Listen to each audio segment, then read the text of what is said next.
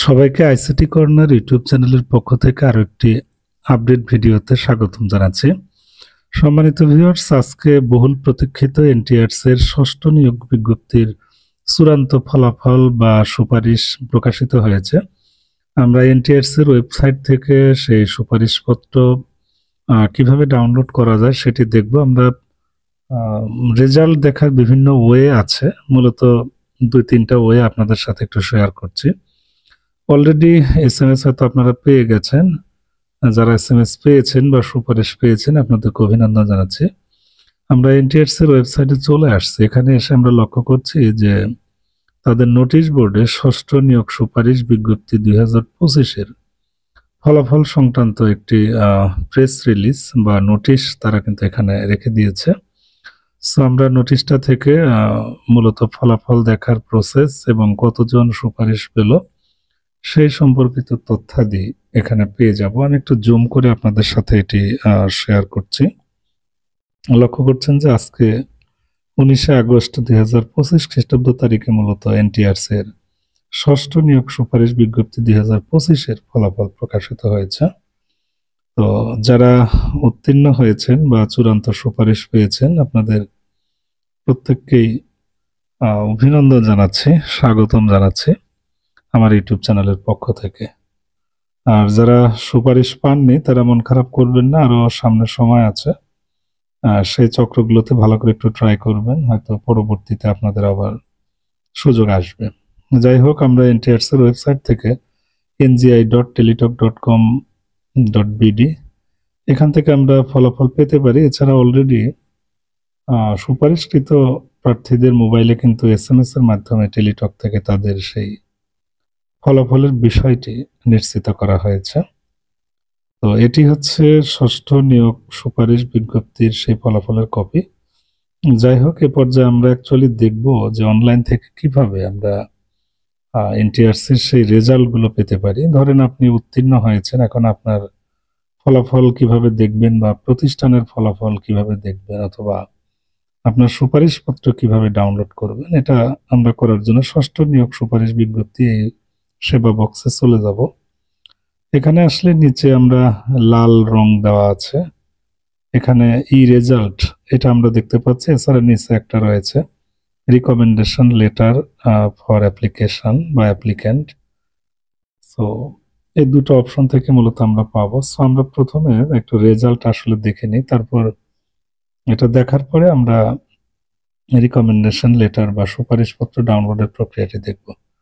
তো আমরা প্রথমটাতে ক্লিক করে দিলাম। এখানে ক্লিক করলে 3টা অপশন পাচ্ছি, একটা হচ্ছে ই রেজাল্ট পাবলিক ভিউ, আর একটা ইনস্টিটিউট ভিউ, আর একটা হচ্ছে অ্যাপ্লিক্যান্ট ভিউ। এখন পাবলিক ভিউতে যদি আমরা যাই, এখানে গেলে মূলত আপনার প্রতিষ্ঠানে কতজন সুপারিশ পেয়েছে সেটা আপনি দেখতে পারবেন। আপনি যে কোনো প্রতিষ্ঠানেরটা দেখতে পারবেন, ইউজার আইডি বা পাসওয়ার্ড কিছুই লাগবে না। আমরা এখান থেকে ডিস্ট্রিক্ট সিলেক্ট করে দেব। আমরা এখান থেকে অঞ্চলটাও সিলেক্ট করে দিতে পারি, মানে ডিভিশনটা। আমি রাজশাহী সিলেক্ট করে দিলাম। এরপরে আমরা এখান থেকে জেলা, আমার নিজ জেলাটা আমি সিলেক্ট করে দিচ্ছি। সিলেক্ট করে দিলে আমার জেলায় যতজন সুপারিশ পেয়েছে তাদের সকলের তথ্য নিচে প্রদর্শিত হচ্ছে। সো আপনি যে প্রতিষ্ঠানেরটা দেখতে চান ওই প্রতিষ্ঠানের এখানে নাম লিখবেন, অথবা প্রতিষ্ঠানের যে 6 সংখ্যার ইন নম্বর রয়েছে আপনি সার্চ বক্সে সেই ইন নম্বরটা টাইপ করলেই মূলত আপনার কাঙ্ক্ষিত প্রতিষ্ঠানের, অর্থাৎ আপনি যে প্রতিষ্ঠানের ফলাফল দেখতে চাচ্ছেন সেই প্রতিষ্ঠানের ফলাফলটি নিচে প্রদর্শিত হবে।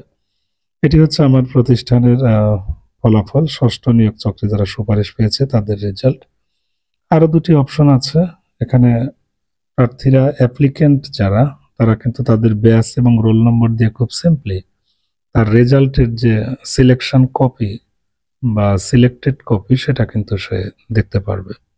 সো এখানে আমি ব্যাচ দিয়ে দিচ্ছি এবং এনটিআরসি এর সার্টিফিকেট দেখে এখানে রোলটা আমি হুবহু দিয়ে এখানে জাস্ট ফাইন্ড এ ক্লিক করে দিব। ক্লিক করার সাথে সাথেই যদি তথ্যগুলো সঠিক থাকে তাহলে প্রার্থীর সিলেকশনের যে কপি সেটা কিন্তু এখানে চলে আসবে। আপনারা অবশ্যই সিলেকশনের কপিটা স্ক্রিনশট অথবা ডাউনলোড করে সেটি প্রিন্ট আউট করে রাখবেন, এটি পরবর্তীতে লাগবে। তো এটি হচ্ছে সিলেক্টেড কপি। নিরাপত্তার স্বার্থে আমি তথ্যগুলো ঢেকে দিয়েছি।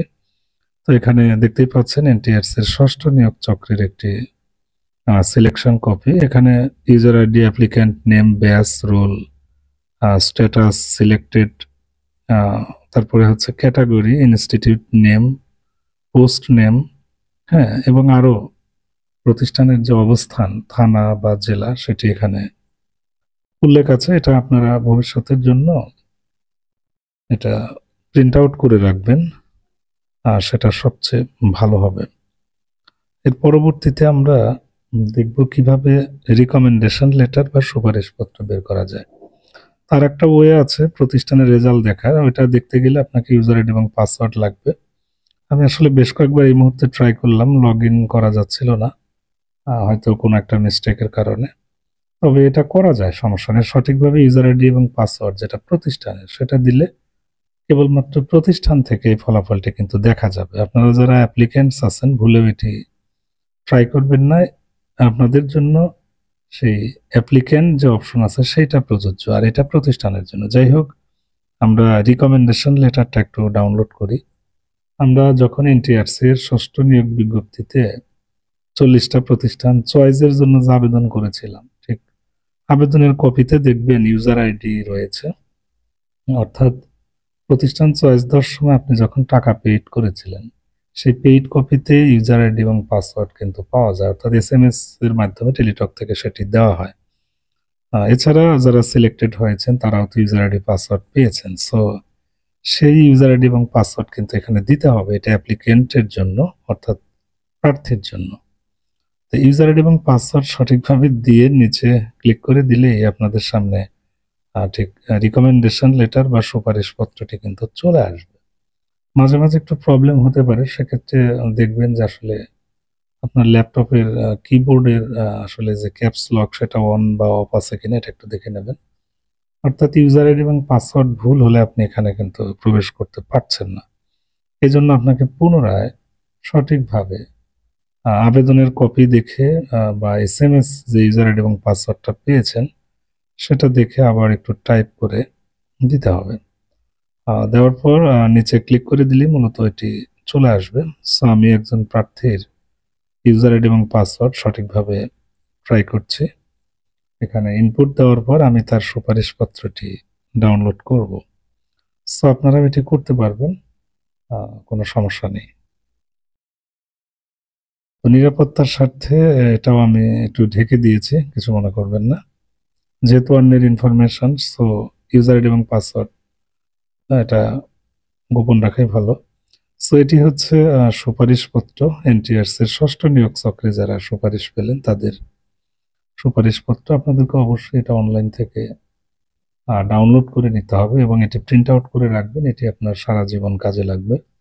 যোগদানের সময়ও লাগবে, এমপিও করণের সময়ও লাগবে, বিভিন্ন ধরনের মিনিস্ট্রি অডিটের সময় এটি লাগবে। অর্থাৎ এটা যেহেতু আপনার নিয়োগ সুপারিশ, সুতরাং এটা ভবিষ্যতের জন্য আপনাকে আবশ্যিকভাবে সুন্দর করে এটি সংরক্ষণ করতে হবে। এখানে আপনার যাবতীয় তথ্য রয়েছে, আপনি কোন প্রতিষ্ঠানে সিলেক্ট হয়েছেন, কোন পদে, প্রতিষ্ঠানটি কোথায়, মানে ওই প্রতিষ্ঠানের অনেক ইনফরমেশন এবং আপনারও কিছু তথ্য এখানে রয়েছে। এটাও আপনারা সিলেকশন কপির মতো সুন্দর করে ডাউনলোড করে একাধিক কপি প্রিন্ট আউট করে রাখবেন কালার হিসাবে, কারণ এটা পুলিশ ভেরিফিকেশনের সময়ও কিন্তু কাগজগুলো তারা দেখতে চায়। এছাড়া আপনি সুপারিশকৃত প্রতিষ্ঠানে যখন সাক্ষাৎ করতে যাবেন তারা কিন্তু আপনার নিকট থেকে এই কাগজগুলো দেখতে চাইতে পারে। সো অবশ্যই এগুলো সফট কপি এবং হার্ড কপি এগুলো সংরক্ষণ করবেন, ঠিক আছে? তো এর পরবর্তীতে আমি আরো চমকপ্রদ কিছু ভিডিও দিব।